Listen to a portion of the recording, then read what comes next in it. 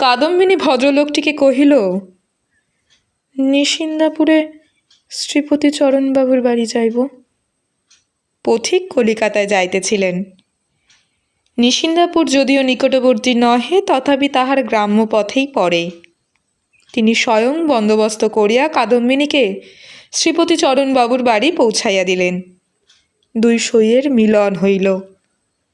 প্রথমে চিনতে একটু বিলম্ব হইয়াছিল, তাহার পরে বাল্য সাদৃশ্য উভয়ের চোখে ক্রমশই পরিস্ফুট হইয়া উঠিল।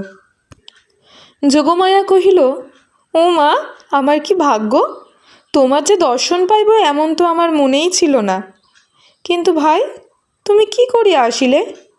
তোমার শ্বশুরবাড়ির লোকেরা যে তোমাকে ছেড়ে দিল। কাদম্বিনী চুপ করিয়া রহিল। অবশেষে কহিল, ভাই, শ্বশুরবাড়ির কথা আমাকে জিজ্ঞাসা করিও না। আমাকে দাসীর মতো বাড়ির এক প্রান্তে স্থান দিও, আমি তোমাদের কাজ করিয়া দিব।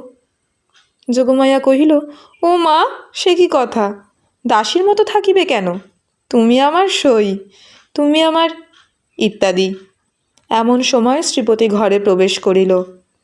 কাদম্বিনী খানিকক্ষণ তাহার মুখের দিকে তাকাইয়া ধীরে ধীরে ঘর হইতে বাহির হইয়া গেল। মাথায় কাপড় দেওয়া বা কোনরূপ সংকোচ বা সম্ভ্রমের লক্ষণ দেখা গেল না। পাছে তাহার সইয়ের বিরুদ্ধে শ্রীপতি কিছু মনে করে, এজন্য ব্যস্ত হইয়া যোগমায়া নানারূপে তাহাকে বুঝাইতে আরম্ভ করিল। কিন্তু এতই অল্প বুঝাইতে হইল এবং শ্রীপতি এত সহজে যোগমায়ার সমস্ত প্রস্তাবে অনুমোদন করিল যে যোগমায়া মনে মনে বিশেষ সন্তুষ্ট হইল না।